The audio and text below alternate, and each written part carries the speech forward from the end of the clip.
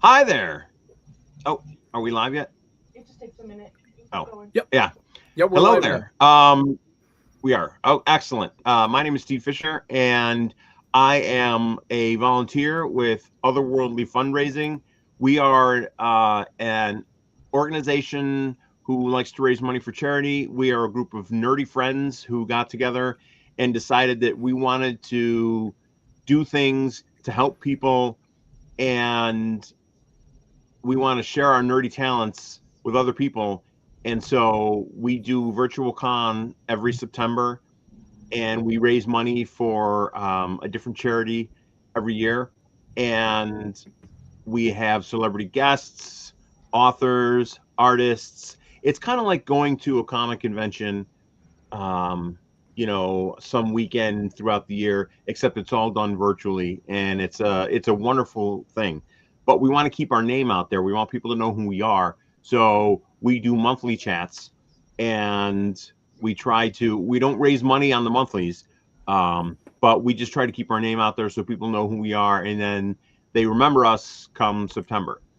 So today, we have Rachel Schwartz and our own Jamie Kelley who's doing the interview. And I'm going to let you guys start, and I will be back at the very end. Have a good Okay. show. Thank you very much, Steve. I appreciate it. Hello, everybody. Welcome to Otherworldly Fundraising. I'm Jamie Kelley, and this is Rachel Schwartz, the head of the Daytime and Children's and Family Emmys. Thank you so much for joining us today. We really appreciate it. Thanks so much for having me. This is really cool. Awesome, awesome. And so I had a chance to do some looking, and there are a lot of folks out there that probably don't know a whole lot about what goes on behind the scenes in the Emmys and how things are selected and how things are done. So I just want to kind of go through a few things that might seem sort of boilerplate, and then we'll get into more of the specifics. I just realized that I hope my laptop battery doesn't die. We'll see what happens from there. So I might have to duck out for just a minute to hook something up. I found half the cord. I just need to find the other half. It's like finding Waldo.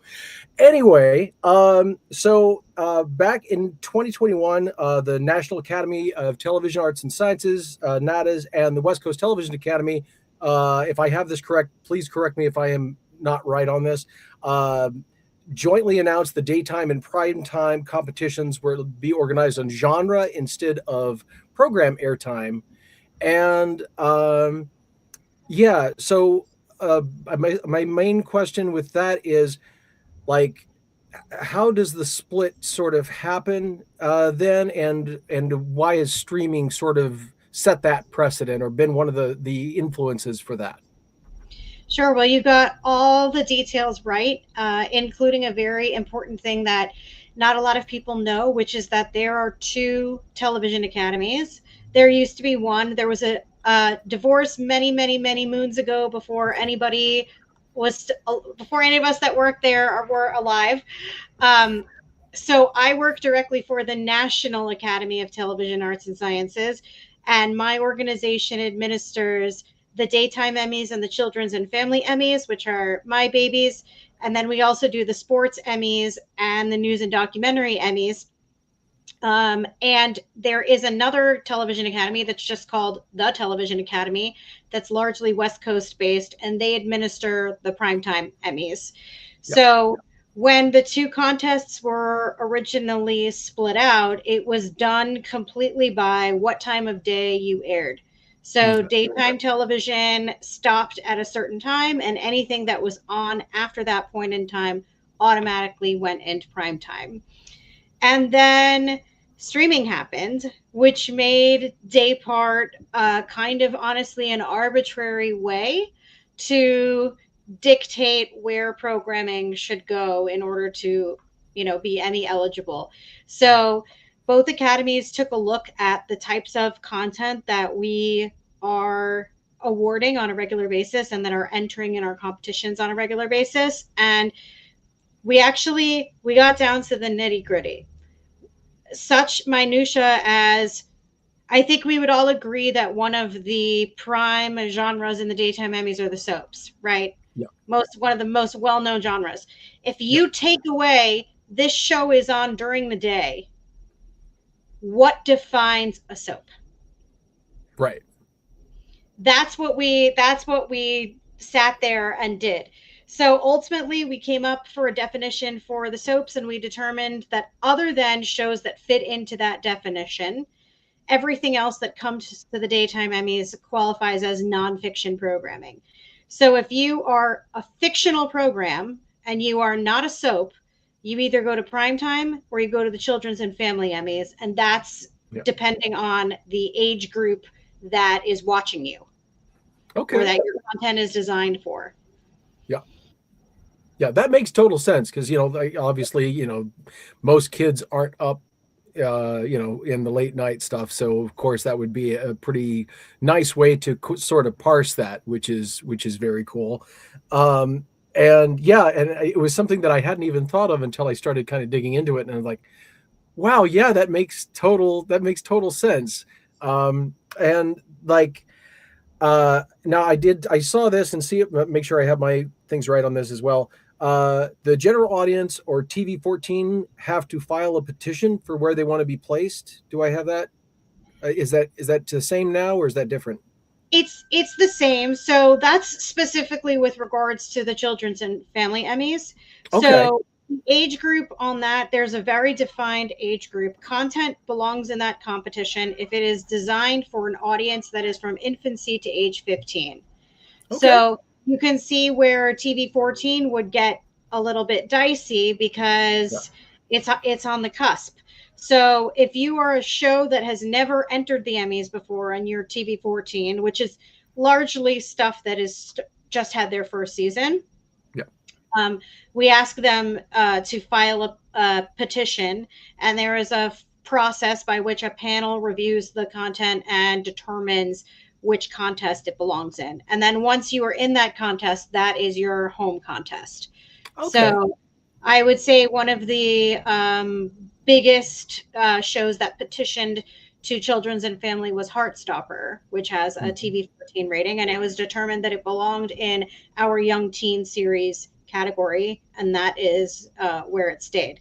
So that's generally guidance for if you have created a new show that is TV 14 and is fictional, and you feel like it falls into that young teen space. That's really what we're trying to determine. If the characters are teenagers, if it takes place in high school, if it is based on YA fiction, these are all some bullet points that might lead you towards belonging in Children's and Family. Okay. Now this is kind of a silly question, but so basically, if I have this correctly, both academies look at this and kind of make determinations and then talk with each other. Is that kind of just as a wild question? Has there ever been a show up to this point where it's been hard for everybody to get on the same page of where it's supposed to fit? Absolutely. So we have sort of our petition system is, I guess you would call it like a three-pronged process, if you will. So if we have a new show that files an eligibility petition with us, I have a person who is basically my job, but at prime time. And we both review the content separately, and we email each other or we talk. And then if we both agree, it's either primetime or it's children's or it's daytime, whatever it is. If we both agree, then we're all set and we can render our decision. If we don't agree, we send the content to something called an eligibility panel, which is comprised of an equal number of members from the Television Academy and from Natus. And the voting is completely anonymous. The other members of the panel don't even know who else is on the panel. Okay. And they are asked a very simple question, which is, does it belong in A or B, with a description of each of those categories? And we ask them if they feel comfortable. This is not a requirement, but if they feel comfortable, once they make their vote, could they write up a few sentences as to why they made that determination? Because the rationale can help us refine our Emmy rule books for next year. If we notice that all of the judges put it in this specific category for this specific reason, well, that is a flag for us. Oh, we should just say that if your show fits this description, it probably belongs here. Cool. So yes, that's definitely happened before. And then if there is a split decision, then it gets, elevated above us. But there is a process lined up. And I think it's important for people to know that the Emmys rule book is updated and changes every single year. So it reflects changes to the industry and also changes that sort of we're noticing in the type of content that comes to us. And it might be a change to the name of a category or the addition or subtraction of a category or sending content to a different place. We talk very frequently with our friends on the West Coast and also amongst ourselves in terms of sports and news and doc and children. Sometimes there's overlaps there. So we always have an open dialogue as to where stuff goes. That's cool. If you can't say, that's okay, but are you able to say like what the hardest show has ever been to place? Oh, I'm not going to say that only because I knew you. I had a feeling you couldn't, but I had to ask. Yeah, they're not always mine to make, right? If I'm sending it to a panel, that's their decision to make. Okay. Yep. Totally. I totally understand. I had to be a dork and ask. So I appreciate your enthusiasm about the topic though, because not everyone finds this kind of stuff interesting. Well, I think that the more people know about the process of something, it leads to a greater appreciation the more you know about that process. So that way you're like, oh, that's what they do. I never thought of that before, and all of this kind of stuff. So 2022, there was the creation, if I have this right, of the Cafe Children's and Family Emmy Awards. And was that something that you oversaw the creation of personally? Yeah. So children's programming for large parts of its existence had been part of the daytime Emmys because children's programming was primarily on during the day. Yeah. And it got to the point where, so 2019 was my first year in this role. At the 2019 Daytime Emmys, all of the children's programming categories were part of the creative arts ceremony.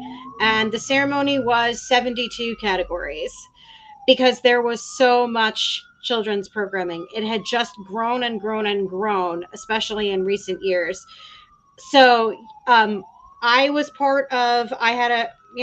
there were a team of people that were working both on our side and on the Television Academy side to create this new Emmys competition. It was the first new Emmys competition created since 1978. So I'm not going to reveal my age, but that is the first new Emmys competition in my lifetime. So I'll say that. And that's historic. That's a big deal. It's definitely historic. And the thing that I feel the most proud of is that because the children's programming is now in its own competition, I feel like it's really getting the attention that it deserves instead of being part of 100 category ceremony. Yeah, I think that's great. And Trevor had a question. How would programming for Saturday mornings be handled versus Monday through Friday traditionally? Is it the same daytime, prime time split, or did Saturday have sort of a special thing? So I'm unsure. I'm sorry that I'm unsure. Do you mean how was it handled initially or how is it handled now? So initially, probably how it was initially handled, because I mean now it's all by genre. So right. Yeah. So initially, Saturday mornings would have been daytime because the daytime Emmys were day part specific, but not day of the week specific. So basically, if you were on from the hours of like 2 a.m. to 6 p.m., and then there were some weird additional rules for game shows and entertainment news, but primarily 2 a.m. to 6 p.m., you automatically qualified for the daytime Emmys, and then 6 p.m. to 1:59 a.m., you were automatically in prime time. Now Saturday morning programming is, genre dictated like anything else, although largely I think Saturday morning programming, even today, would largely fall in the children's Emmys because it's largely educational and informational focused for families. Okay. Yeah, that's really cool. Let's see. And Kristen says the Golden Globes added a podcast category. Do you think this category could be added to other award shows? I certainly can't speak to what other shows will do. We do currently accept podcasts in our genre categories as long as they have a video component, because we are very resolute in that television is a visual medium. So we don't have a separate podcast category. But if you have, for instance, there is a podcast that takes place after the View, the TV show The View. There's a podcast that they do after it where they go kind of deeper dive into the hot topics of that week. And that podcast, they do it on video. It's on YouTube. So that podcast is eligible to enter the Daytime Emmys. Whether other award shows will add their own podcast category, I can't speak to that. I personally would say that a podcast is a medium. It's not a genre. So podcast eligibility in our competitions, at least, would be determined by what genre of podcast they are. Okay, that's really cool. Yeah, and I'm actually Kristen. Thank you for asking that, because I've got a Elvis Archival Preservation Society. It's a channel all about preserving Elvis history, and we do have a video component. So anyway, shameless plug. Trevor Hawkins says, I'm just remembering the old Superboy TV series 88 to 92. Yeah, that was wonderful. See, hello, Brazil. Okie dokie. All right, we're going to dive in just a little bit further into now. Like as you said, that was the Cafe Children's and Family Emmy Awards is the first new expansion since 1979. That's a year before I was born. That's really cool. That's right. It is such a monumental, monumental thing, and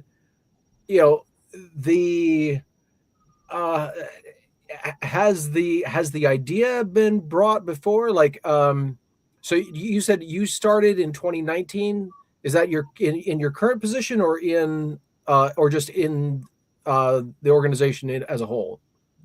I started at the National Academy of Television Arts and Sciences, NATAS, in 2019. I was originally brought in as the manager of the Daytime Emmys, but of course we didn't have a children's Emmys at that point. So then I was working on both of them, and then I guess rose through the ranks would be a way to say it. No, that's really cool. And you're the first woman in charge of all of this, and that's pretty monumental as well.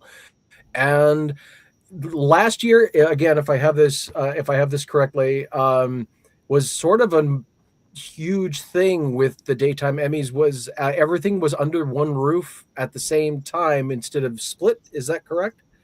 Yeah. So yeah, and I was looking at the process. So there, you were saying that normally there are 3,000 submissions. Is that including Cafe or not including Cafe? So the submission count differs from year to year. The 3,000 submissions would have been what we got in the first year of Cafe. So that's not necessarily indicative of what we get every year. There's kind of always ebbs and flows.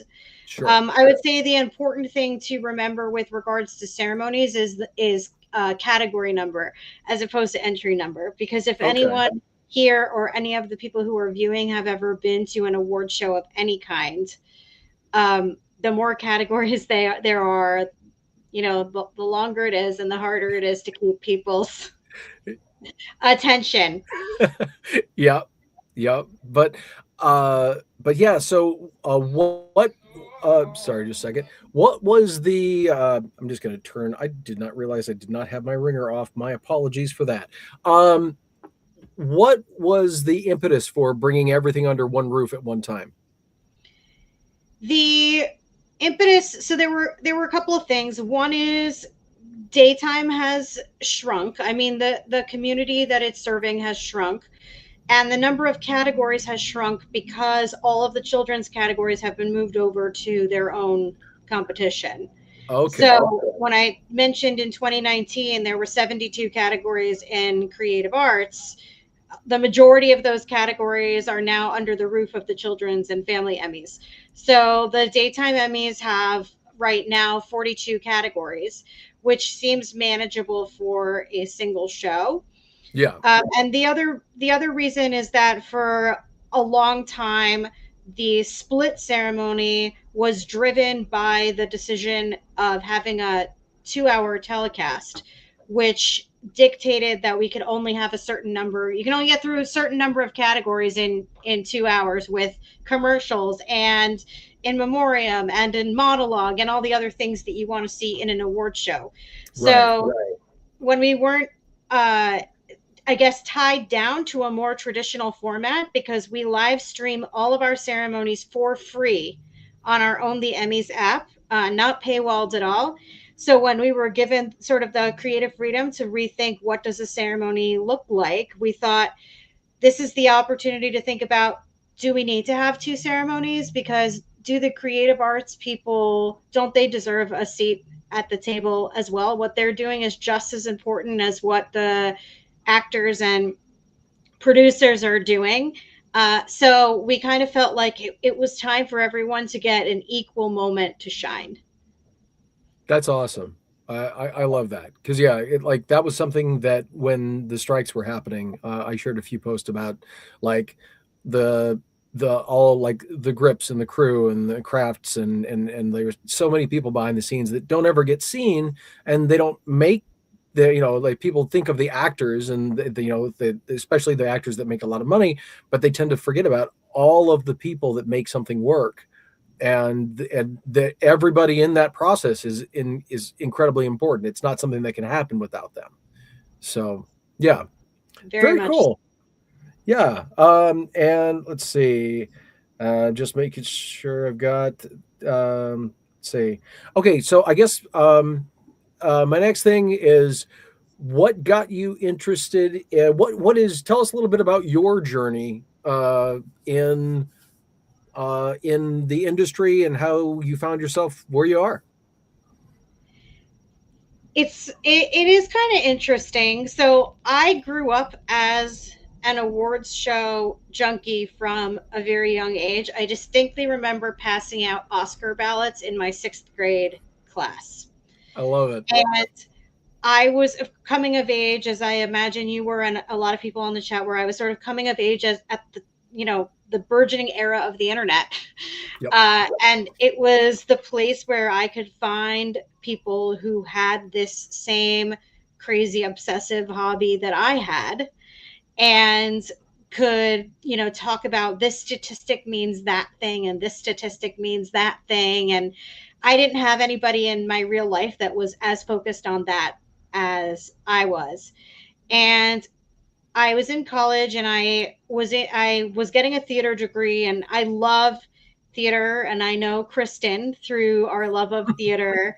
But I knew I didn't want to be a professional performer. I just kind of wanted to study something I knew that I loved, in the hope that I would find another avenue in the entertainment industry through studying that would really be my calling. And I was required to do an undergraduate thesis class as part of my major. And it was, an entire semester writing the same paper, of course.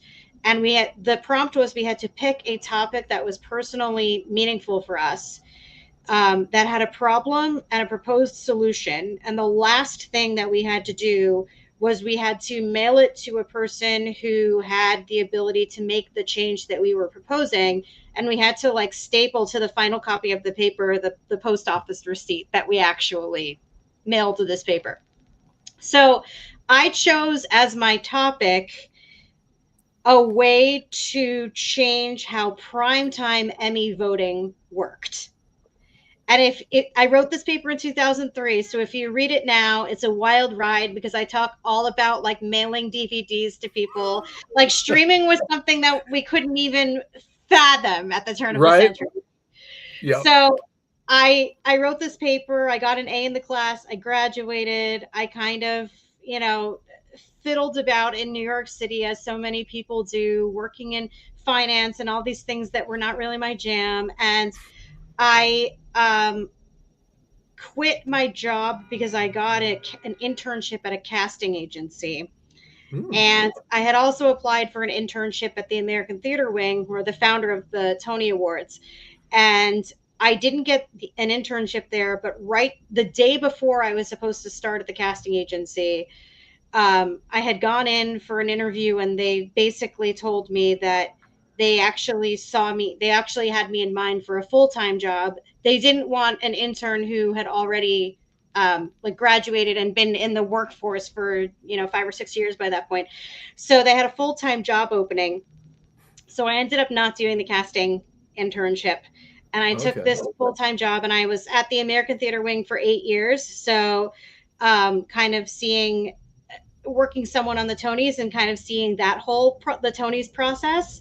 Yeah. And then when my time there came to an end, I applied for this job here, and there were actually 2 of us that were finalists, and they liked us both so much that they created another position to hire the other person as well. But that's I think awesome. What clinched it, I got the job that was advertised, and I think what clinched it for me was that I brought my paper about the Primetime Emmys to my final interview. Nice. Yeah, so they could see that you've had a love for this for a long time. Exactly.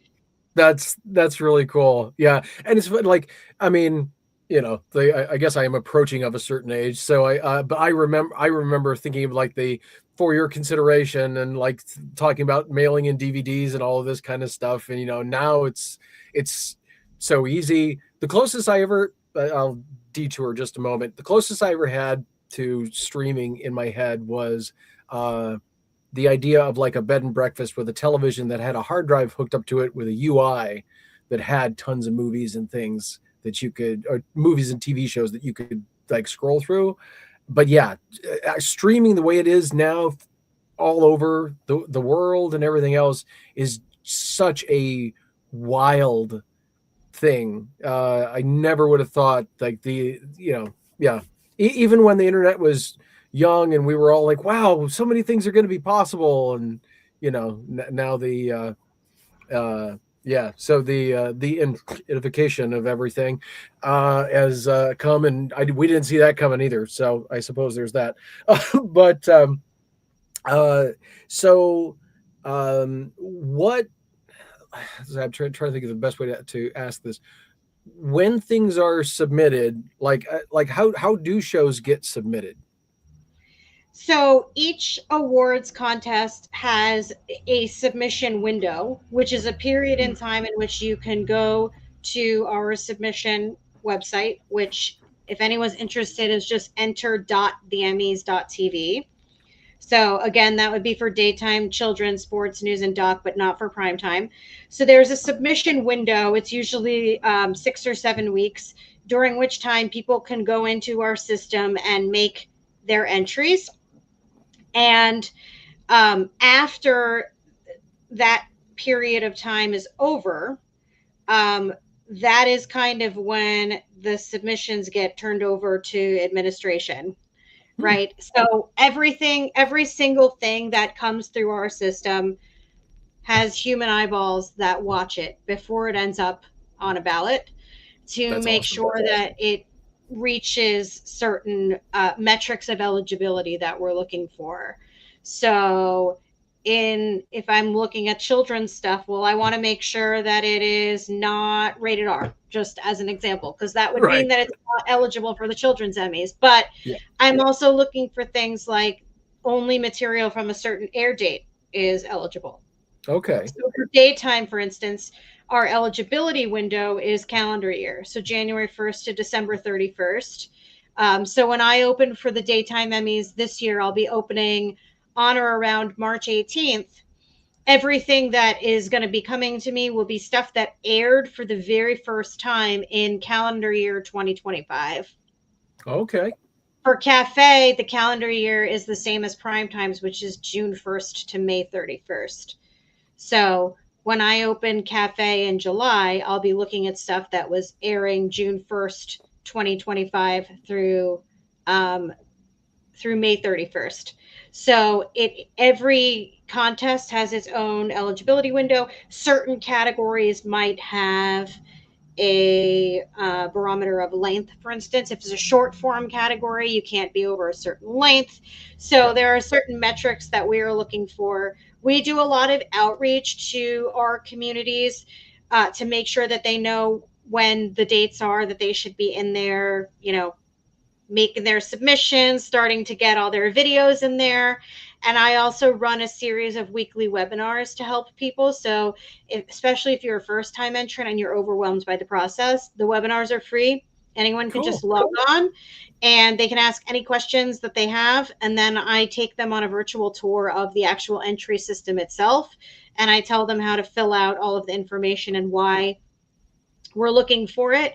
And then we also do a lot of sort of curating of content for the community. So, for instance, we like people to know that no Emmys competition that includes primetime has any categories that are divided by how the content is distributed.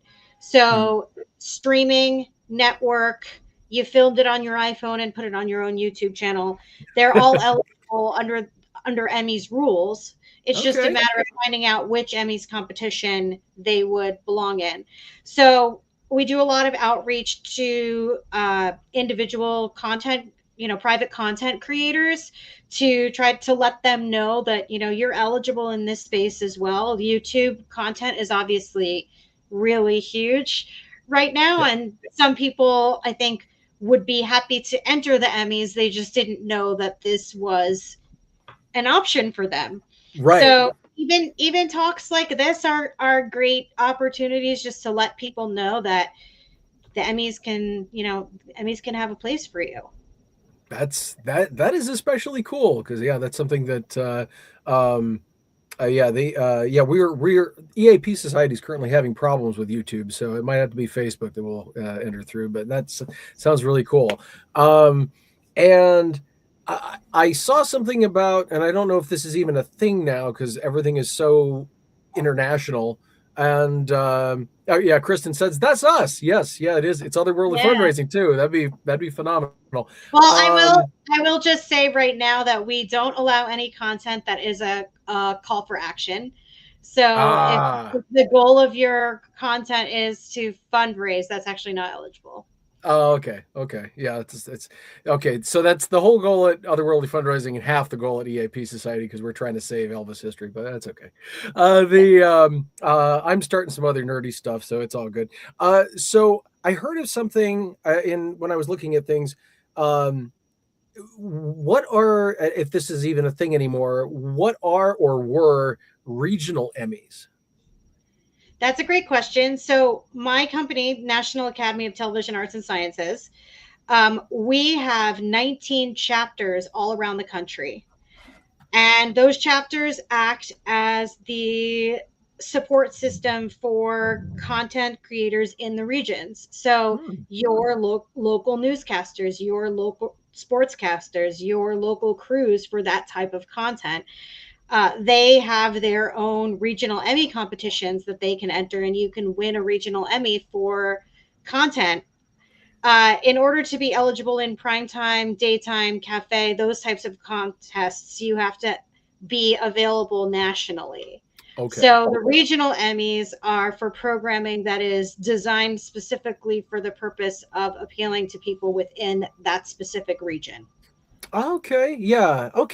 Thank you for explaining that because I wasn't sure. I didn't. My brain didn't think about it. Like news, especially would be news and sports, and that would be especially still regional. Of course it is. So yeah, that's really great. And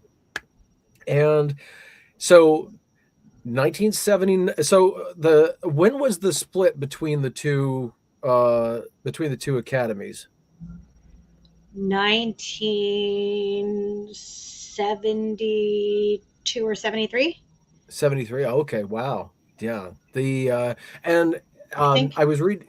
Okay. I was reading that there a lot of the some of the judging is done by some of the same groups. The like, let me see, where was I going with that? I'm sorry. um, and like, how does the selection process work for judges for your organization? So I'll talk only about what my organization does, because Of course. every awards competition has a completely different structure. Yep. So we very specifically have a judging process, and I'm so glad you so rightfully called it that, because a lot of people call it a voting process, and we consider it a judging process. Yep. Because unlike in a lot of other mainstream award shows, people apply to be judges, and they are approved largely if they are members of either academy. And then I look at their profiles and I see what their specific areas of expertise are, and I assign them to categories that are specifically within the purview of what they do.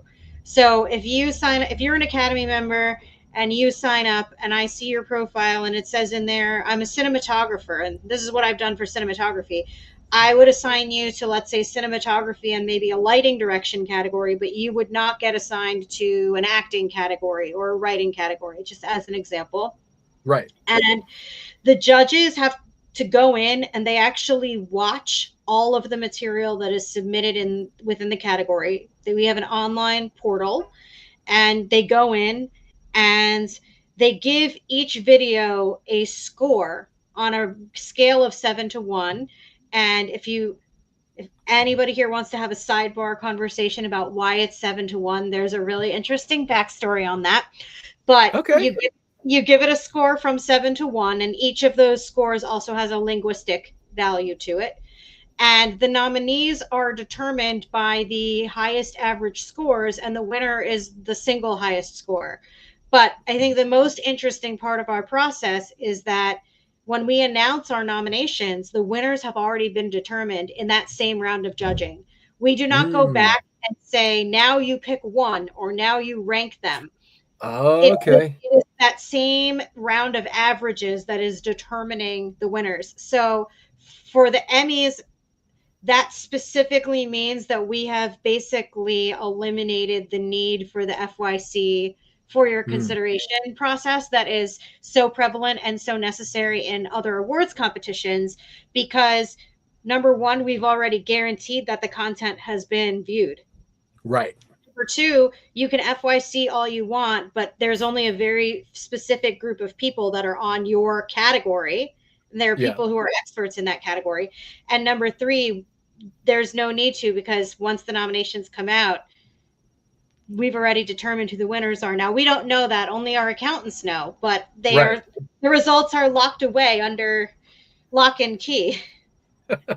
Yeah, sorry, Polymarket or whatever. I don't know. Exactly. Yeah. Can't do any of that. Yeah, exactly. So sorry, wait, when you said you can FYC all you want, I'm sorry, my brain went south for a second. I love that. That's perfect. Perfect phrasing. It's wonderful. So so you mentioned between 1 and 7. What is the between 1 and 7? How did that come about? So it used to be 10 to 1, which I think is a more traditional scale that people are used to. And one of my very first projects that I worked on when I was first hired was we found a PhD statistician whose background and interest was specifically in awards statistics and awards contests. And we gave him 5 years of anonymous scores from all of our national competitions. And we just wanted him to look at, were there any specific statistical trends that we should be looking at? Was there anything we should be doing to, let's say, decrease the number of ties, or increase the number of nominees, or anything like that? Right. And he gave us a bunch of feedback. And one of the things that he said was, 10 to 1 is great because you look at it, a lot of things in society are based on a scale of 10, and the human brain is trained to understand that. But it's also having an interesting impact on the awards, because essentially it is giving us an equal number of values for bad work and good work. Right. But what we really need is we need more nuance for the good work. Because if it is at a level where the judges are saying, I don't think this is worthy of consideration, we don't need any more determination. They're saying it's not a nominee. But Right. we need to distinguish, is this maybe a nominee? Is this definitely a nominee? Is this possibly the winner? Is this definitely the winner? We need a lot more nuance there. So that's why the scale is 7-1. But the linguistic values are basically everything over a 3 is potentially at least worthy of consideration for a nomination. Because we're saying if it's below 3, the judges are not considering it to be worthy of consideration at all. So that was one of the interesting pieces of feedback he gave. He also gave us a suggestion of, for instance, when you're a judge and you log in to see your ballot, if your friend has the same category as you, you should not be able to see the entries in the same order, because it introduces the possibility of things like recency bias. If everyone is viewing the same entry first and the same entry last, how does that impact the scoring? So we introduced randomized ballots. It was a really fascinating study. That's really cool. And the other thing it made me think of was 1 to 10. I mean, like you said, our brains are wired in, like, things of 10, but the joke is, what's a number between 1 and 10? Everybody says 5, or the smart umps like myself say 5. And so but if it's 1 to 7, then there's a larger gap between 3 and 4. And so it's much easier to kind of, to split. Like you said, you have a lot less ties, because 3 and 4 now have a lot more weight than just, it's halfway in between. Like, it is. Yeah, it's hard sometimes to recalibrate people's thinking of, well, if you're doing it in percentages and you're like, well, if I give this a 3, it's like less than 50%. Is that really, like, is a score that's less than 50 really worthy of looking at again? You can't think of it like that. You have to think of it as, what is the 3 matches to a linguistic value of, I think, like, is potentially worthy of a nomination. You have to think about, we are intentionally lengthening what we think is good and shrinking what we think is not good, because we're not concerned with those. Right. Yep. No, I think that's great. Trevor has a question, and I have kind of a version of that in a different way.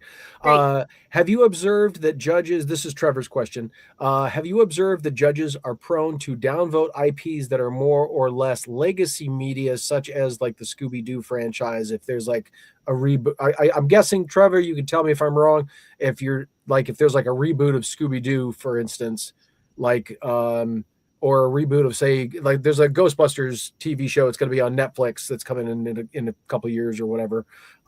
Do you find that judges, is there a tendency of bias in the industry, I guess, would be a wider way to put this, for things for possibility of inclusion in an awards show when it comes to legacy properties?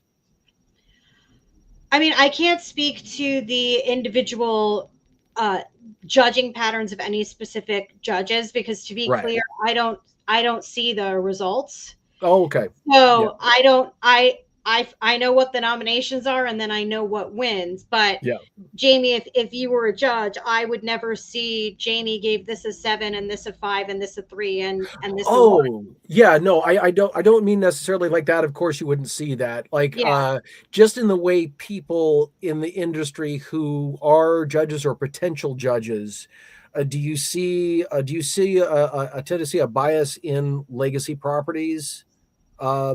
As far as them talking about eligibility, like, I don't mean in judging just like socially, because obviously you wouldn't see the scores. Yeah. I mean, maybe a better question did you say Trevor is their name? Yeah. Do they feel like, Trevor, it seems like you potentially feel like there is a bias against legacy IP. I've never really noticed that or studied that particular phenomena in judging. I think sometimes people also don't realize that just because a show exists and just because it might even have, millions of fans and millions of viewers doesn't always necessarily mean that it's been submitted for Emmys contention. So we never reveal. I know Primetime for 1 week, they publicly post their ballots. So if you go online during that 1 week, you can see here's all the shows that entered every category. We never reveal that information publicly. Okay. So the existence of a show doesn't necessarily mean that it's been entered. And I would counter, do I see judges bias for or against certain legacy IPs? I would also wonder, do the networks and studios themselves have a bias for or against legacy IPs? Because they each only have, a set budget for what programming they feel like they're going to enter the various awards competitions throughout the year. Okay. They don't, Netflix doesn't say we're entering every single show in every single category. They are picking and choosing what they're entering, and people do have the option to self-submit their own content. But we find that less and less because it's a financial burden on individuals more so. It's certainly more of a financial burden on a single individual person than it is on Nickelodeon or Disney Plus or Netflix or anything like that. So I don't know. It's an interesting question, Trevor, and thank you for asking it. I don't necessarily see any biases, and also, the judging pool changes every year. So I would argue that if there are perceived biases, they must be pretty widespread, because it's not like the same people are snubbing a certain show every single year. Okay. Thank you for explaining that, because that it's not always submitted is a really good point. Can you speak to the fact, because you were talking about it might be financially disadvantageous for one single person, especially. Can you speak to what the financial hurdle is for submission? Sure. So each entry has an entry fee attached to it. Yep. So that's usually, we have what we call a regular deadline and then a late deadline, where the distinction is really only an extra fee. You still have all of the other, you're still getting vetted, you're still getting judged, you're still going on the ballot. There's an extra fee. So for a program category, an entry is usually $425 for the regular fee and $500 for the late fee. And for a craft category, which includes performer categories, writing, directing, and below the line crafts, it's $325 and $400. Okay. So that's per entry. So for every category or everything that you enter, that is the fee that goes along with it. But there are sometimes other expenses that come along as part of the Emmys process, depending on what contest you're entering and what categories. Some of them require clip reels as opposed to full episodes. So sometimes you may have to, depending on your own skills, you may have to pay somebody to edit that for you. Okay. If you are in the wonderful position of being a nominee, then there's the price of the ticket. If you win there and you want to purchase, there's the price of the statuette. So there are various sometimes people are flying in from out of town to attend the Emmy ceremony. So it's hard to say. Everybody's situation is different. But at the very least, at the very basic level, you're paying the entry fee to at least be part of the contest. Right. Yeah. Okay, very cool. And thank you for sharing that, because I didn't know if, and I'm sure that's as expenses and things go up, obviously there's, inflation or whatever, though that would change. That probably would change over the years. Is there anything that you can speak to? And Steve, just so you know, my battery is at 16%. So if I start having some lag issues, if you can hop in for a couple of minutes while I go change the cord. It seems like changing oil on a laptop, which is weird. Anyway, is there anything that you can speak to? And I know there's a lot of, reasons why you might not be able to, something that you would like to spearhead in the organization for future ceremonies, like either or for future awards considerations, either categories or just an idea for the ceremony itself? Because I know that you write, that you've written the ceremonies, some of the ceremonies as well, which is really cool. Yeah. Is there anything that you're kind of looking at, like the next steps for the Daytime Emmys? So I wrote the ceremonies during the COVID years. Okay. So obviously any ceremony that is like traditional network or live streamed, I'm not a WGA writer, so I want to be very clear about that. During the COVID years, when we had stuff online and when it was kind of split into creative arts and stuff, I wrote those shows, and that was one of the most fun things that I did. And I love working with the writers that we hire because I think as an award show fan, I think I have a very unique perspective on what I feel like works with writing for an award show and what doesn't work. Mm-hmm. For instance, my least favorite joke that they make every year at the Oscars is like, ha ha ha, look how long the show is, or ha ha ha, look how long the movies are. This is supposed to be about celebrating the industry and celebrating the best that has come out in this year. This is not a time to talk down to the people. It's like, going to someone's birthday party and then they like punch you in the face. Like what's the point of that? Right. Yeah. I mean, there's a lot of, I think, big industry changes. There's a lot of turmoil happening. I really feel like Cafe specifically is kind of a diamond in the rough, shall we say. I think that ceremony can find a really, really great home on a Disney Plus or something like that, because children's entertainment is one area that's a lot of the industry is like deflating, right? So I'm not going to say that children's entertainment is not deflating either, but it's an industry where it's just that programming is so instrumental to how kids see the world and how they're learning to interact with, people and things around them. And I really feel like it's only in its fourth year. This year we made the big move from California to New York City. So we will be at Jazz at Lincoln Center on March 2nd, New York for the first time. So I feel like that has the opportunity to really kind of expand and grow by leaps and bounds. The community has been just so supportive and so excited about. They've never had an Emmy ceremony to themselves before, so nice.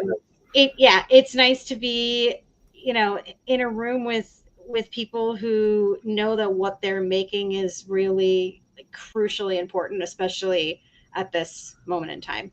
Yeah, exactly. And with so many things, Kristen, I'll get to your question because it's really a great one here in just a minute. And especially now, but kids programming helps us. It helps shape how kids see the world, even if they think it's silly when they were younger. I think back to all of the morals at the end of the He-Man episodes and all that kind of stuff when I was a kid. And now I look back on that and go, you know what? That was actually really cool. And of course, Mr. Rogers' Neighborhood and Sesame Street and all these great things. And there are so many people making great content like that. So I think that's really cool. All right. Kristen had a really great question. Can we touch on you being the first badass female ceremony lead ahead? Absolutely we can.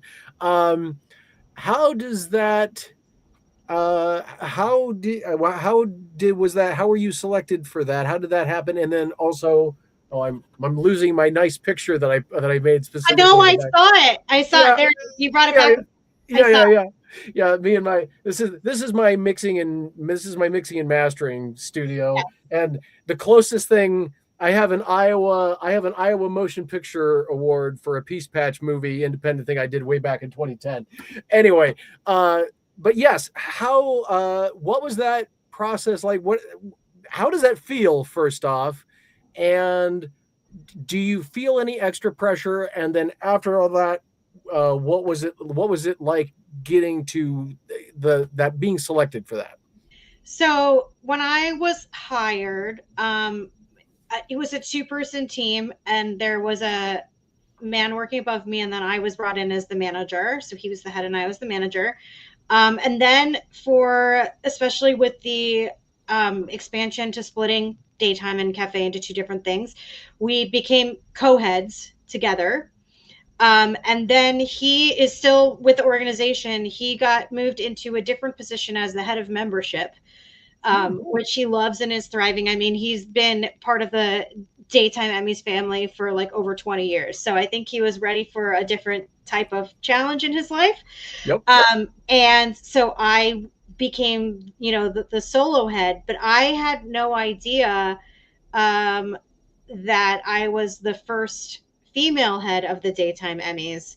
I mean, the Oscars have had multiple female heads. The Tonys have had a female head for many years. The entire time I was working there, it was 2 women at the head of the Tonys. But I thought, when my CEO told me, I thought, well, surely that's a mistake, because when you think about the Daytime Emmys being created and the community that they were initially serving, who was daytime TV initially created for? Right. Housewives, women who were staying home.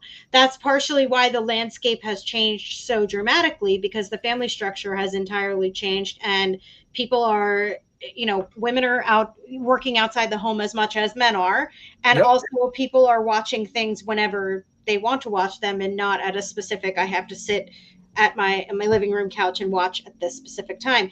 So I couldn't believe, I said, wait, like it's a contest that was ostensibly created to honor content that was largely created for women. What do you mean I'm the first female head? I couldn't believe it, but I'm very honored by it.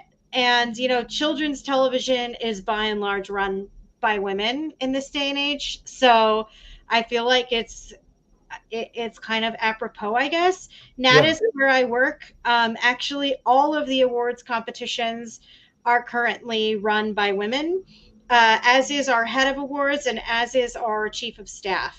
So we really have a team of really awesome women at the helm right now. That's fantastic. That's really cool. Scooby Addict. Not sure if this is Scooby-Doo's kind of a theme up in here. Which is awesome. I love Scooby-Doo. Not sure if this was discussed yet, but do you anticipate that AI will change the way voting happens? So I'm going to take a stab in the dark on exactly what the direction of this. So, and Scooby Addicts, you can tell me if I'm hitting the mark or if I'm not. But as especially independent creators integrate AI into what they're doing, some do, some don't, some are okay with it, some won't touch it with a 10-foot pole. How does that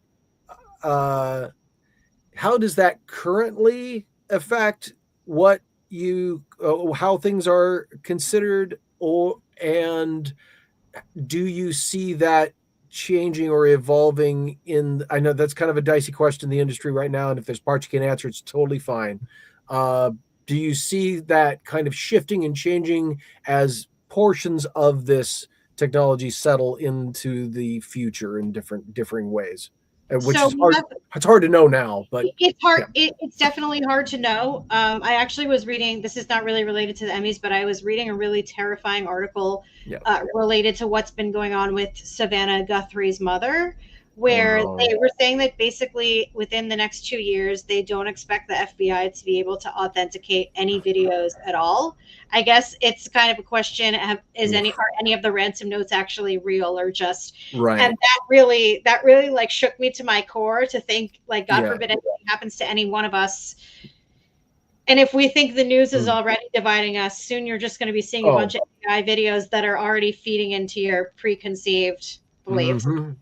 But anyway, we already have 2 rules regarding AI in our rule book, and this is specifically with regards to AI generated content. So I don't know if this necessarily has to do with judging, but the first rule is we do not allow AI performances to Okay. enter.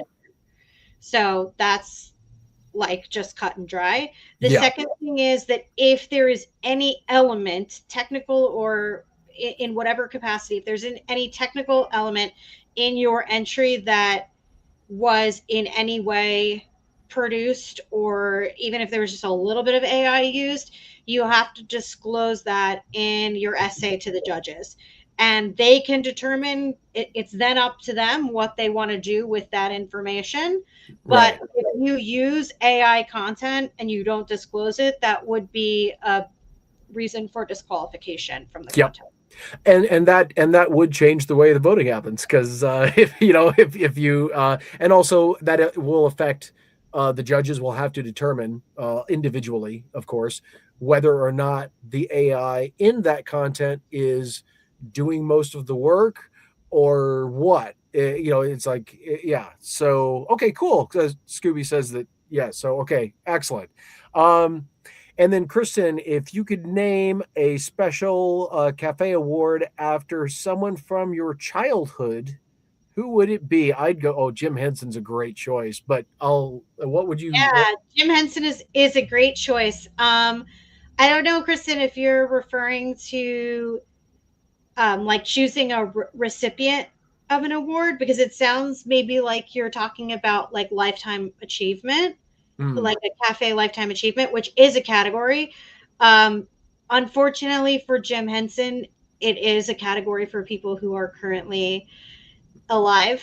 Yeah. But if Jim Henson would certainly be relevant, I think Mr. Rogers would be. Oh, naming the award after someone. Yeah, like the Kennedy Honors or something like. Yeah. I understand the question now. I understand. Yeah, Jim Henson would be a great one. I think Mr. Rogers would be a good one as well. Yeah, I think that would be really cool. Let's see. Okay. Oh yeah. So as Steve, as an award show fan, have you ever been to the Oscars? If so, well, as somebody who is in other parts of the industry, as in a portion of the industry, going to another piece of media industry like Oscars, or maybe even the primetime, maybe, what is that experience like for you, as opposed to like, I don't want to say a normie, but you know what I mean. A normie. So it is my dream to go to the Oscars at least once in my life. I have never been. I am dying to go. The Oscars, it's really, really hard to go if you're not nominated, because I don't know if anyone goes to LA or lives in LA, you could take a tour of the Oscars theater. Yeah. There are public tours, and they tell you all of these, interesting facts about the building of the theater and stuff.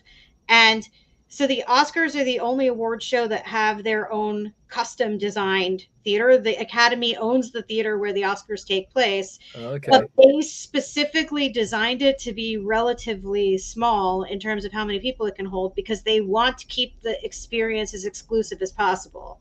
Yep. I mean, they could have built something that was like, 50,000 seats, but right. So it is very difficult to get to the Oscars, but I hope one day that I can get there. I actually would love the experience of seeing at least each major award show once in person. From my time at the American Theater Wing, I got to go to, I think, 7 or 8 Tony Awards. And that was really awesome. And I've never been to primetime. I've never been to the Grammys, and I've never been to the Oscars. I was at the American Comedy Awards once. And if you guys want to hear a horrible story, the Lifetime Achievement winner that year was Bill Cosby. Oh. Yeah. That's, yeah. I don't even know. Obviously, like, it was way before stuff came out. Oh, but that's of course. Yeah. But, he was known as the darling for a long time until. That's now like my memory of that experience of going to the American Comedy Awards, was that I saw Cosby give his acceptance speech for Lifetime Achievement. Yeah. Yeah, and I remember going to see when the only thing I can come up with more than that was we went to go see, he played a someplace. And at the time, nobody knew. So I was like, oh, this would be fun. It was okay. Even at the time, I was like, well, that's a little disappointing. But now even more so that we went. So let's see, trying to think of, now you've been with the organization for a decent chunk of time now. You 2019 to 2026. That's it's about 7-ish years. 6 and a 0.2. And has being involved in these things changed how you experience just watching a show? Like watching an award show, like on TV on my couch? Well, actually, we'll start with that. Yeah. Okay. Yeah.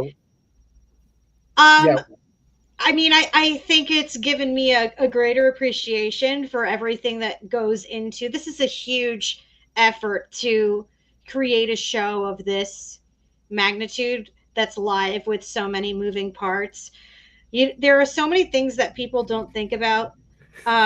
Like, for instance, if you've ever watched on TV, some shows do this and some don't. And, sometimes it goes back and forth. But, if they say something like, this is Jamie Kelley's second Emmy for blah, blah, blah. Somebody has to sit there and write all of those facts for every single possible winner in every category. Right. None of these shows know the winners in advance.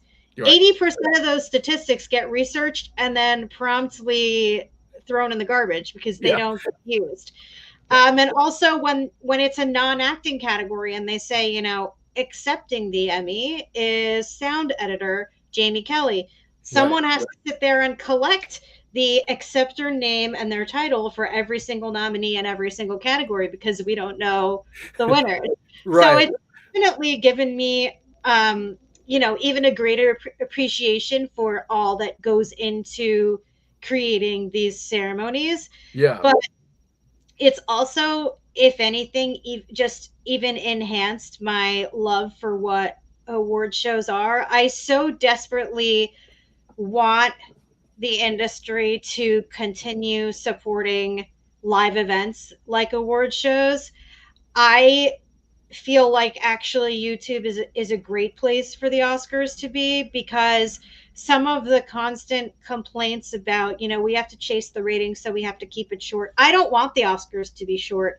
The Oscars are like my Super Bowl. Like, that's awesome. I love it. A huge party. I do themed foods. I have a red carpet in my tiny New York City apartment. I want the Oscars to be 5 or 6 hours long, if possible. I want everyone to make a speech. I want musical performances of every original song. Sometimes the things that people are chasing in the industry, the high of the Titanic Oscar year, where like a zillion trillion people on the planet watched that Oscars, it's not coming back.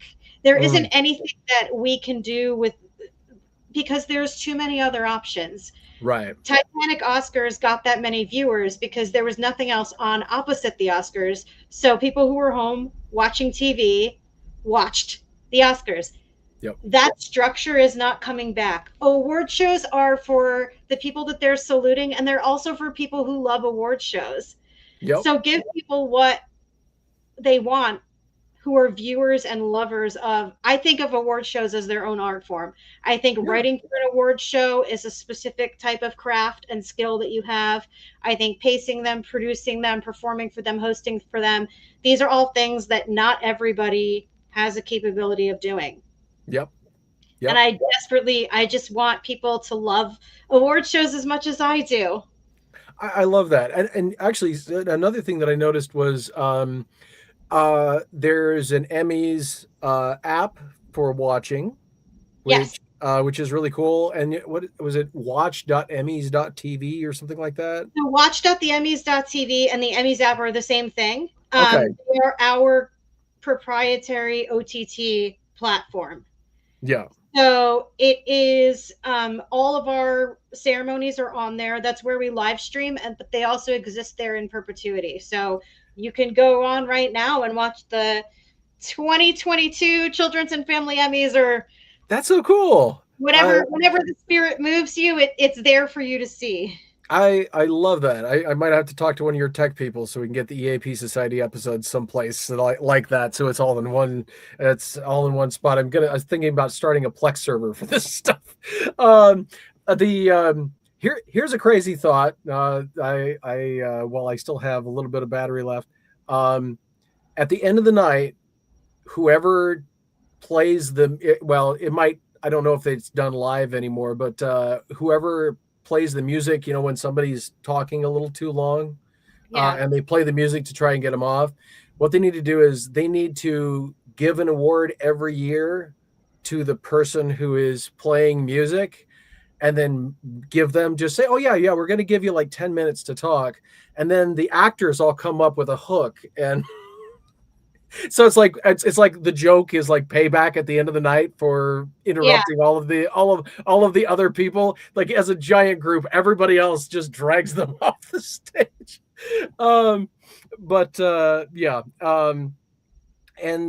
Let's see, what was the other thing? Oh yeah, the other question I had, and this is the main one, but I'm glad that you thought of it the way that you did, because I love your answer. But the other question I had is, when you're just watching shows, when you're at home and you're just watching any kind of content that would fall within the purview of your organization, has being involved with the organization, because it's kind of like, my wife and I, when we were rebuilding our house, not rebuilding, when we were remodeling the house, all we could see was, oh, that kind of wallpaper and this kind of, you see all of the stuff that you didn't really pay much attention to before because it just wasn't around you as much. Has that changed or shifted at all the way that you just naturally consume that kind of content? It's really wild now that I've never thought of this before until you asked me the question, but I always think of something's like awards value when I watched it, even before I worked here. Yep. So I always, start a new TV show with like, what Emmys is this going to win? And I start or I go to a Broadway show, like, I wonder what Tonys it's going to win. I go to the movies thinking, or I'll specifically curate, right? I'm seeing this movie because it is one battle after another, and I think it's going to win Best Picture, so I better watch it before that happens. So if anything, this has heightened that in me. It's working here has also certainly expanded my worldview about how much content is out there and how many different types and different genres of content there are, because I think for large portions of the history of all of the Emmy Awards, the concept was that a television show was something that you actually watched on like a physical box that was sitting in your living room across eye view from where your couch is. Yeah. And that's largely just not the case anymore for, I think, almost everybody. So I think that it's sort of amazing as the viewing experience of like, what is our CEO always says that the hardest question people can ask him is, what is television? Right. Yeah. It's such a different thing now. Like, people watch the EAP Society on their TV, and we've never been on a network. So that's television. That is absolutely television. And, a lot of people, watch it on their phones, tablets, TVs. But I think the biggest change that I've been noticing is that television is not always the communal experience that it once was. Yeah. And people are very, because there's just so much out there, it's not, oh, I'm just watching this thing because everybody else in the world is watching it. And if I don't watch it, then FOMO, and like, I can't contribute meaningfully to this cultural discussion. People are watching what genuinely appeals to them, and that means that there is something out there that is really successful, that is for every type of person. Yeah, I love that. Yeah. Okay, we've got a couple of questions. Let's see. Kristen wants to know what you are reading right now. Oh, I am reading. So I just finished Mary Ann Liu and Ted and Rhoda, which is a nonfiction about the creation of the Mary Tyler Moore Show. So I finished that, and right now I'm actually doing. So Ooh. I got a new Kindle for my birthday, and it came with like the free 3 months of Kindle Unlimited or whatever. So I've never had Kindle Unlimited before, but I'm taking advantage of. There's a thing on there. Kristen probably knows about this because I know she reads a lot too. You can download stuff for free. Like as before it comes out. I guess they're like trying to get reviews of it before it's published. So I'm reading a fiction book now called Blade, that is a murder mystery set in a figure skating rink, and the weapon is a figure skating blade. And Kristen knows me to know that besides award shows and stuff, I am a huge figure skating person. So the Olympics right now are my jam. So I'm also reading about figure skating besides just watching it every day. Nice. That's fantastic. Yeah, I am currently in the middle of the ACOTAR series, and I'm really enjoying that. I'm going to have to start a Resand cosplay. I actually have started a Resand cosplay. It's just not together yet. Trevor, is there a daytime show that you love that has never won an award? Ooh, I mean, most of the stuff that I watched, let's say that I watched growing up before I worked for the daytime Emmys. I think most of that has won awards before. So Okay. I don't know how to answer. I don't know how to answer that question. Yeah. I mean, well, if you guys are similar age to me, we all probably had kind of a similar experience with daytime TV, which was like we watched it when we were homesick or in the summer, and whatever soap your mom watched is what soap you ended up getting into because you saw it when you had a fever and she was watching it when you were home. And when they weren't looking, you watched the talk shows, right? Yep. Absolutely. Yeah, it's kind of like a universal experience of era, which is kind of a bygone era, but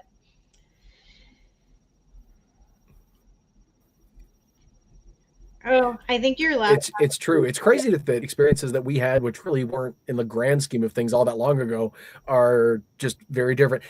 Steve, I don't know if I don't know if I'm I'm down to like 5%. Steve, if you can hop in and schedule college classes around General Hospital. I love that. I love hearing experiences about that. That's so awesome. Yeah, I was a Young and the Restless guy a little bit, and Bold and Beautiful because it was on just after. I thought one of the main guys would have made a good Superman back in the 90s, but it is what it is. I tell you what, give me a sec. I'm going to Steve, if you can pop me out of the picture for a sec, I'm going to plug this bad boy in, and so I can come back in for last questions and wrap up. I'm sorry, Steve, I can't hear you. Yeah, and my wife had told me ahead of time, make sure you unmute your mic and come back on. I like StreamYard, but there are some things I goof up on. So, when I was growing up, soap operas were not allowed for my brother and I, because they were adult themed, of course. But Mom always had on General Hospital, and so like if we'd go to my grandparents and it was on in the living room, and a lot of my cousins were watching, I'd go in there and like invariably one of my aunts would be like, Steven, you're not allowed to be in here. You can't watch this. But then as I got older, I watched enough of it. I saw bits and pieces of it to know this is interesting. So, in high school, I used to come home from school and watch it every day. And then when I went to college, I started scheduling classes. I was in Chicago, so it was on at 2 p.m. every day. And in New York, it was on at 3 p.m. So I used to be home at 2 o'clock every day and watch it. And it was really, really interesting. And I was like, I loved it. Here's my era of soaps from what I grew up on. Number one, Dixie and the Well. Anybody recognize that reference? Eileen Davidson playing 5 different people on Days of Our Lives and getting killed over the summer in the swimming pool, which Eileen Davidson character is dead. The Last Blast Dance. And of course, Robin and Stone and HIV. Oh, yes. Yes. So Robin and Stone. Yes. I mean, that is amazing. And the fact that what is her name? Kristen McCullough? Kimberly McCullough. Kimberly, yes. The fact that Kimberly is an outlier in soaps in that she grew up in real time with us as we watched. Whereas you may have, a soap who, last year you have a couple of kids that are on. So I'm going to bring Jamie back in. But last year you have a couple of kids that are 8 years old, and this year they're 16 and they're going to, high school prom. And it's like, okay, weren't they just? But like Kimberly grew up the entire thing, and I really liked when. I mean, I don't want to say I liked when she got AIDS, but I liked when they were not scared to give her HIV, not AIDS, but to give her HIV. And there's just, that was one of the great storylines.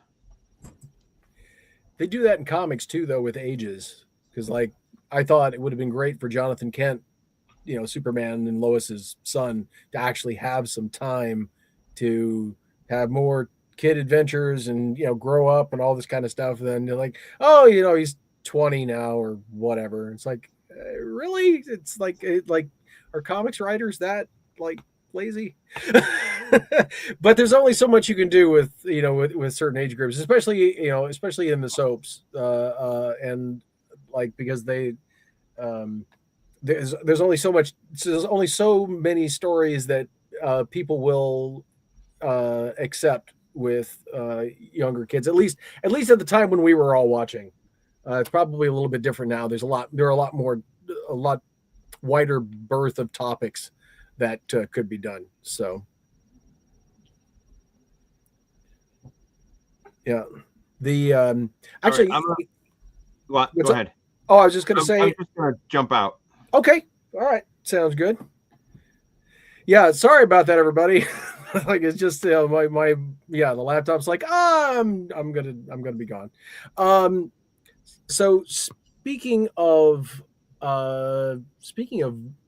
like things changing over time, have you noticed like streaming, or have you noticed YouTube or some of the online content having an effect on the soap industry specifically, or some of the daytime industries, as far as like just the storylines or the way they do things, or just any changes in the industry as a result of either trends or whatever happening with other media?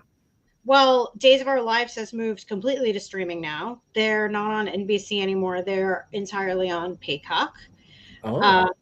They are still the Days of Our Lives that we know and love, 5 days a week, but you don't have to tune in. I don't know where it is in your market, but you don't have to tune in every day at 1 p.m. to see it.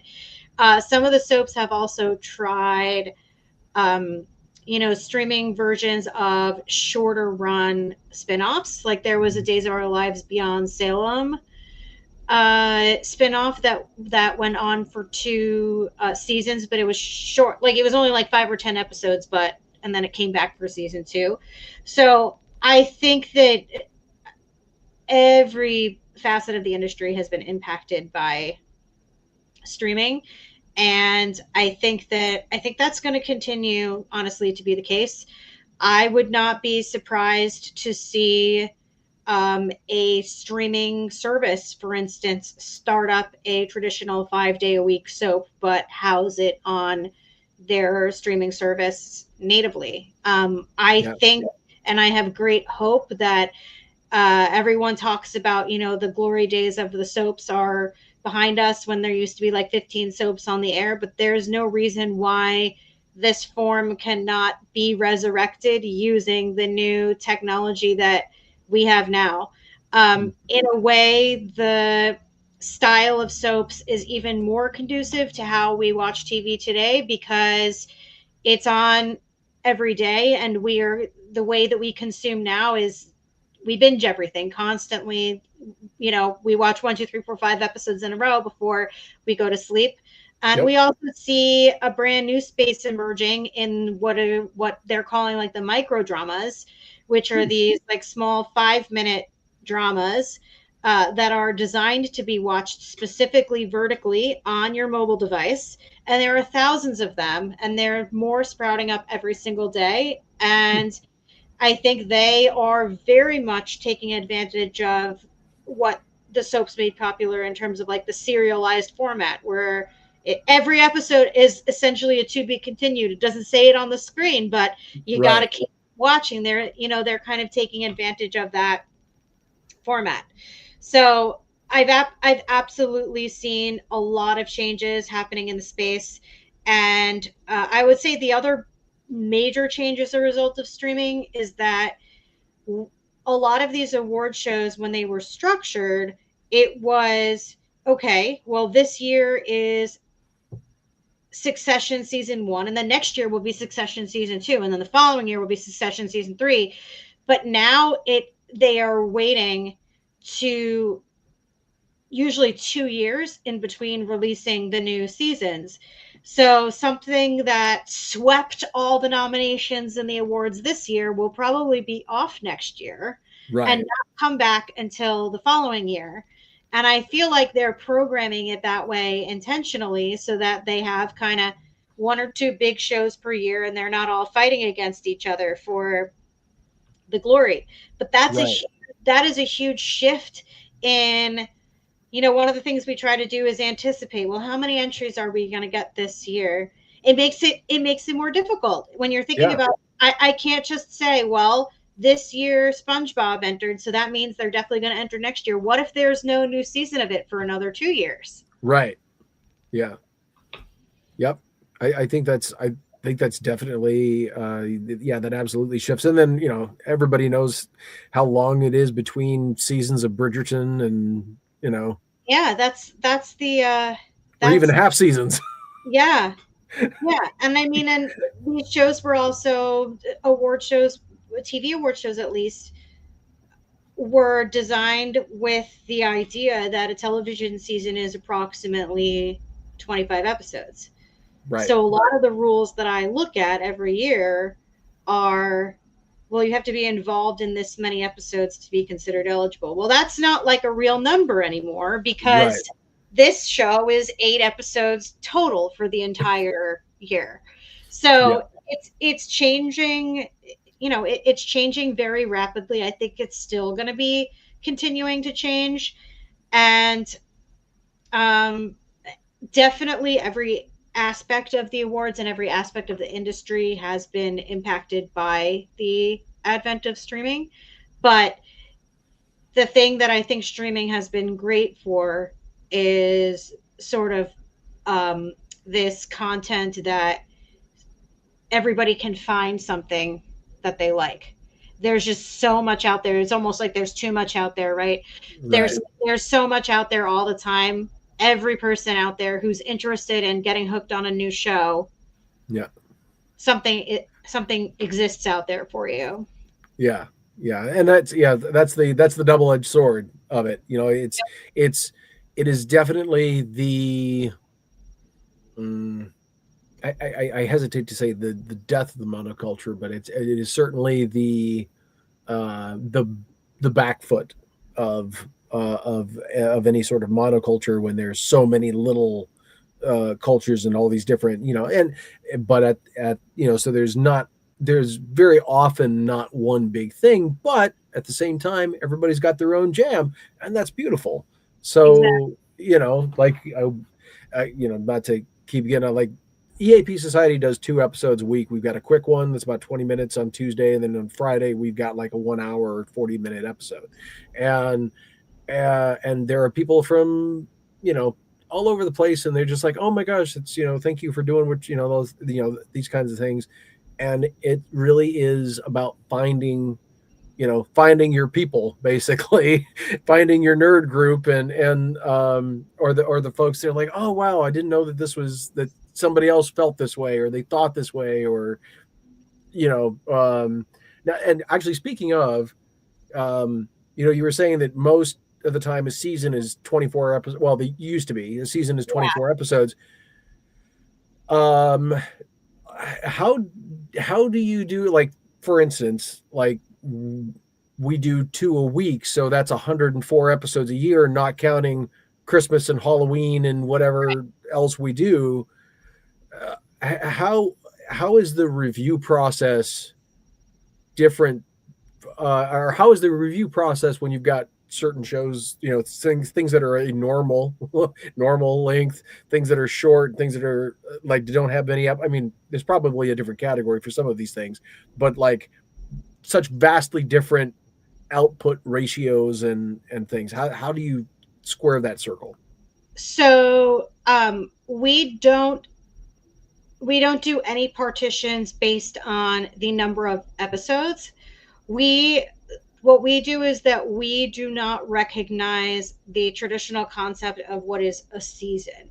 Okay. So we recognize only air date. So like for daytime, for example, our eligibility window is calendar year.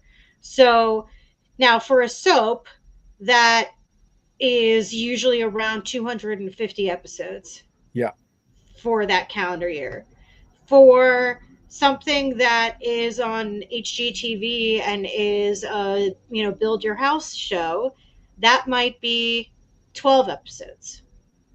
And for some shows, I get this more in children's, but sometimes in daytime, it might actually incorporate episodes from more than one season.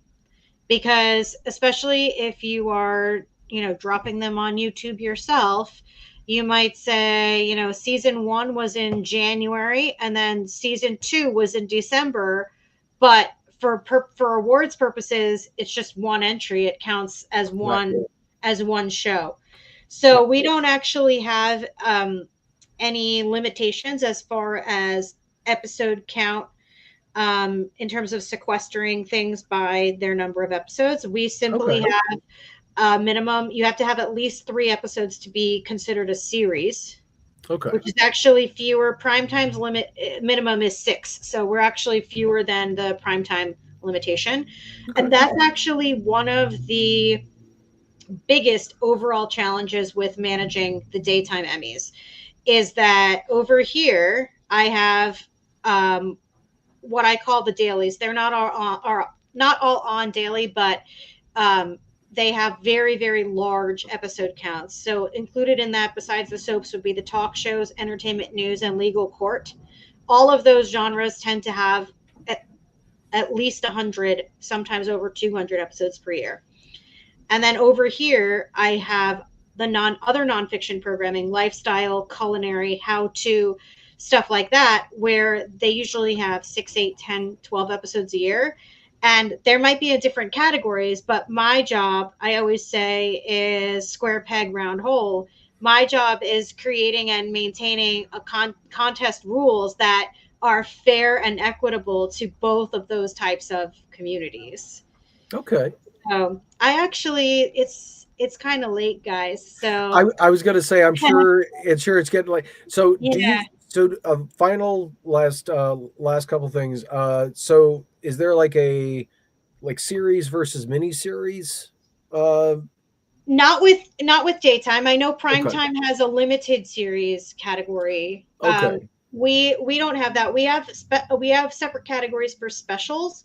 So a special would be a one-off thing where it's just one. So it could either be most of the stuff in special categories. I get a lot of parades in there, like the Macy's Thanksgiving Day Parade, Disney Parks Parade. Those are two of our most common entrants in those types of categories. Okay. And then anything with 3 episodes or more is a series.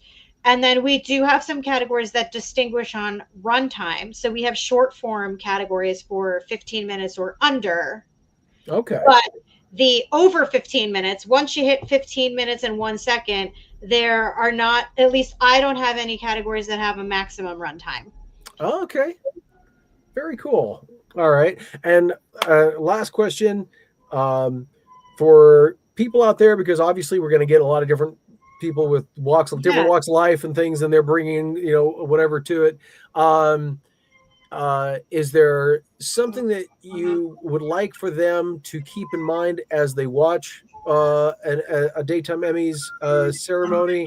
And lastly, is there something that I'm sorry. I was like, what is that noise? It's a siren. Siren. Yeah, I'm in New York City, guys. It's all music to me. It's all good. Yeah, I'm in Iowa. We don't hear this too much. Yeah.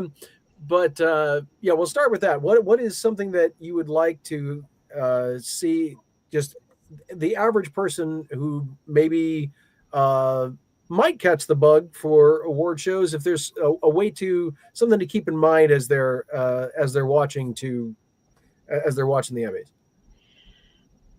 I think I would like them to know that behind all of these shows and behind the ceremony itself are actual people, actual humans who are producing and creating this content.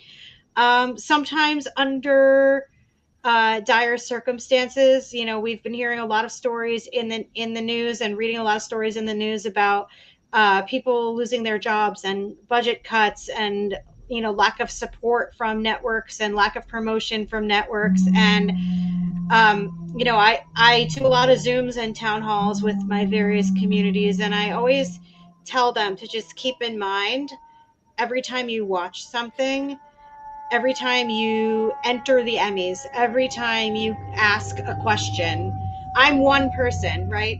Yeah. I'm managing these 2 contests. I have a wonderful team of colleagues, and we have a wonderful staff, and our staff is lucky enough to be growing right now. But I'm one person, right? And I'm running all these contests, and we all wear so many hats with what we do. We are a full-time staff of 17 people, and we put on 8 live awards ceremonies every year.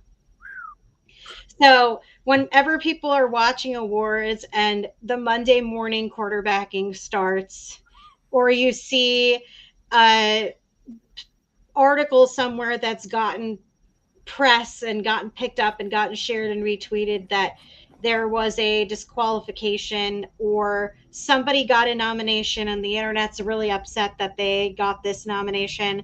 Right. We're all just people. Yep. At the end of the day, we're all just human beings. We're all just doing the best job that we can in an industry that, like almost every industry right now, is in a lot of turmoil. Mm-hmm. So I would just say, if you watch any of my award shows or any of the Natus award shows, I hope you like them. I hope you enjoy yourself. I hope that you perhaps even discover some new content that you didn't even know was out there. And if you see a mistake, or if someone says something in a speech that you don't like, or just remember, we're all just people. Yep. There's a lot of other stuff going on in the world. It's just an award show. We're all people. Yep.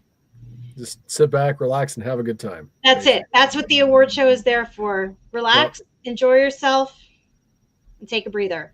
Yep. I love it. I absolutely love it. And and there are so many industries that are getting shaken up. Everything from entry-level things for white collar businesses with robotics taking away blue collar jobs. I mean, there are so many different things that are happening right now, and every piece of joy that we can get from life that's not hurting anybody is so incredibly important.